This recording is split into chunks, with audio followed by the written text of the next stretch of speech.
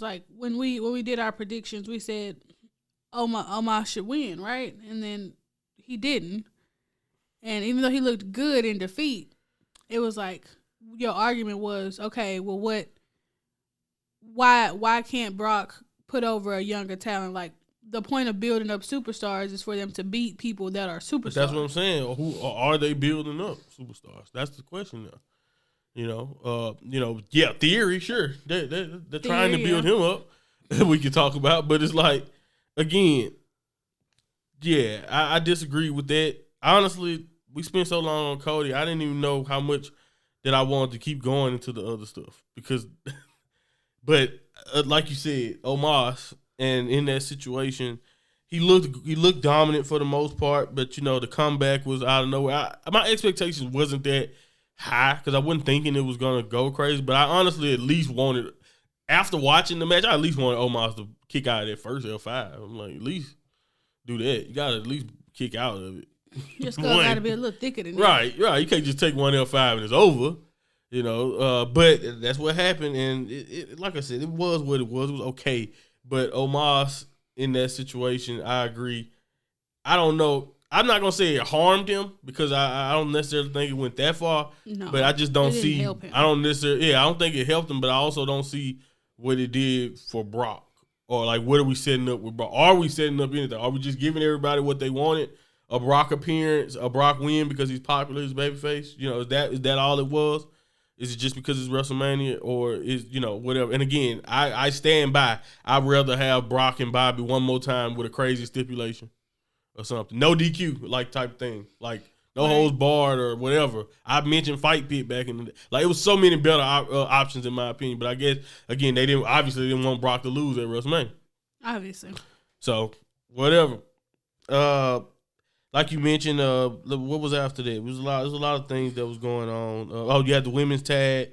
Mm-hmm. That went predictably like we thought it would. But again, Shayna and Ronda, in my opinion, if you looked at how the match came together, they had to be.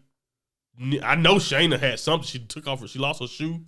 Yeah, she was limping. Have an ankle injury. So something happened there. And then Ronda, even with her arm, she had an arm thing anyway. I think they announced a while back that something was going on that side. So when you see her not come out there and only do a little bit of work, and she had the thing on her arm, it's like she probably was working hurt too. So it kind of got hampered by that. But I thought Raquel and Liv were a pretty good team, and Daria or Sonya and Chelsea killed it. I want to give them their props. They really held it together in that match. Some of the strongest moments in that match was some of the stuff Sonya was trying to do and all of that. So. Again, it's what you would expect. No build, so but they got the win, Ronda and Shayna. So we'll see. Hopefully, the injuries to Shayna or whatever is not too bad, and they don't have to just immediately disappear from television after that. But we'll see what happens. And then you had Edge and Finn. Edge and Finn was oh my goodness, that match was insane. It was bloody. Yeah, it was bloody.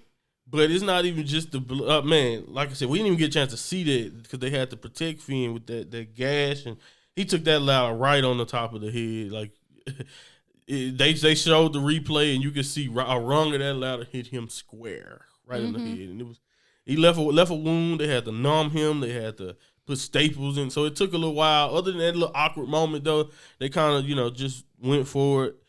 It was pretty good though. I enjoyed it. I probably seen crazier Hell in the Cells, of course, but it had a lot of drama, a lot of things going for it. The Demon, with what I honestly was worried for Edge at times because it just seemed like nothing Edge did would keep Finn down. So once they finally did it, and the concerto finish made sense. So I wasn't that surprised. I know some people were probably not happy with Finn's situation, or probably wanting Finn to go over there, not only because he was the Demon, but he's the younger talent, all that type of stuff. So I get that, but again, the whole mystique of the Demon not being beatable, has been broken a while. Like Joe had it, Samoa Joe did it, but people kind of forget that Samoa Joe beat the Demon a long time ago. So, Roman, at least I know, if you remember what happened when Finn went Demon now, I was like, yeah, nah, they've definitely killed whatever aura whatever unbeatable aura. He's still dope. It's still cool to see him. Well, he just had a heart attack and fell off the rope. He's not unbeatable. Yeah, we don't know exactly why. I still don't know. Still gotta go study the footage. Like a gust of wind hit him or whatever. But yeah, we still don't know what happened there. But yeah, that kind of lost. He lost his mystique there to me. But if you think Edge put the final nail in that demon coffin, go right ahead. It's fine. That's why we haven't seen him in a while. Yeah, we don't, and we're only gonna see. I think we're only gonna see Demon at places like maybe WrestleMania and sometimes he's starting to do it less and less as his career has progressed in WWE. But we'll see. We'll see. At some point, Finn will probably be the victor in some of these. Like I can see a strong year for a lot of Judgment Day. The more I think about it, Dominic is gonna be doing great. We didn't really. The champion. Rhea is the champion. The little night. I guess that's a little Night one. Now again, I'm trying to think. I could do this and stretch this out to another part for night one, or I can do whatever I want to do with this. But there's just so much stuff to talk about. Yeah. To where it's like something is not going to get hit, especially in this particular clip right here. But back to what happened in night 2. Let's get to the next match. Like I said, Judgment Day have big things coming. So just we're all. I believe all of those guys will be. Fine, yeah. Champions, fine. We were both a little chapped when Gunther picked up the victory.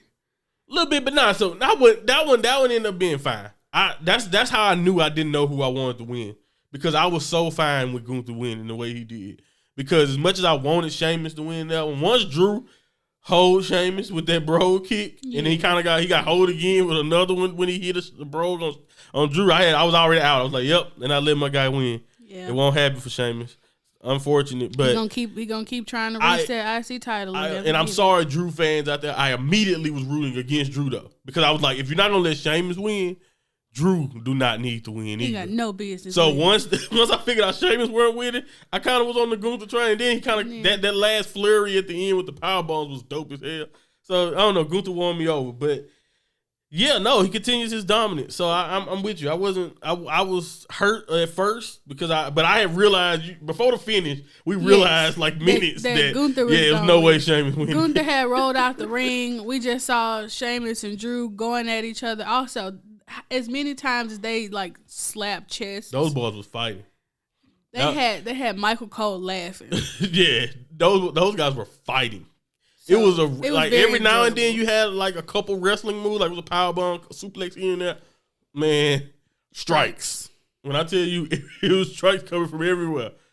Drew was striking and chopping. Gunther was chopping, and Sheamus was punching, elbowing, chopping, kicking, throwing knees.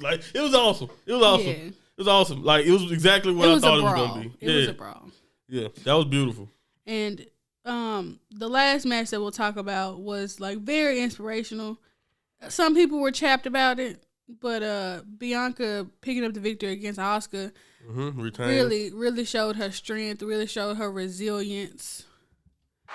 Completes a full year. I did that a little too early, but she completes a full year, Bianca.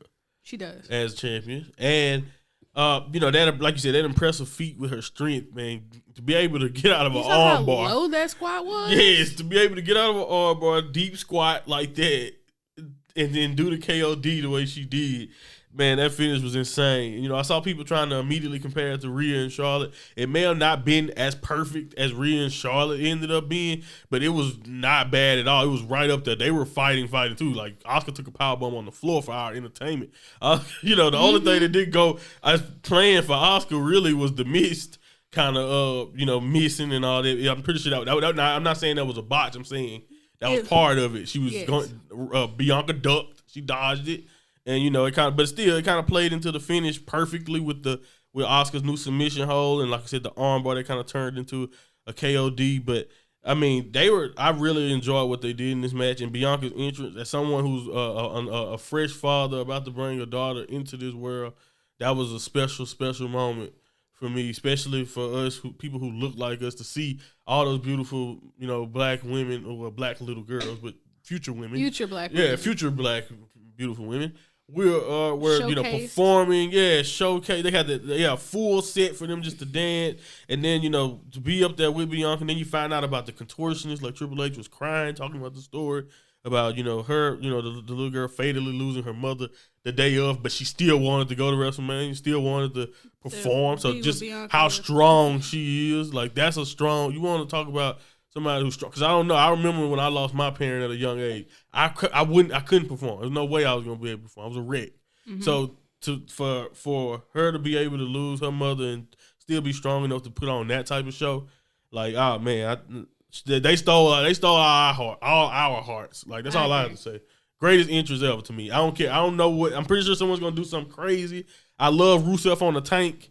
Mm-hmm. But it's nothing. I don't care. I don't know if there's anything that's gonna top it. I mean, Bianca next year maybe she'll top it, but still, that was beautiful and I loved it. And she's 3-0 at WrestleMania, continuing her little streak. I think somebody joked that Undertaker at 75 years old with Bianca hits 20-0, he gonna be side-eyeing like. He might be. And I was like, that's hilarious. But yeah. Overall, night 2 was nowhere near as perfect as night 1. Night 1 was damn near a perfect night of wrestling at WrestleMania. Oh, we didn't mention it. Never mind. The greatest moment, we saved the best for last. The greatest moment of night 2 for me, the thing I'll never forget. Shane McMahon, before after he tears his quad, shout out to Shane. It was good to see you. I hate that you had to, pull a father. Yeah, he pulled his father and tore his quad out there. But at least he did it doing a leapfrog. Vince just got in the ring and tore both of his quads. So, he at least he was doing an athletic maneuver. But anyway, so they had to wheel Shane out of there. And by the way, the quote of the night: "You all right, cuz?" You know he ain't all right. "You all right, cuz?" Snoop was like, "Yo."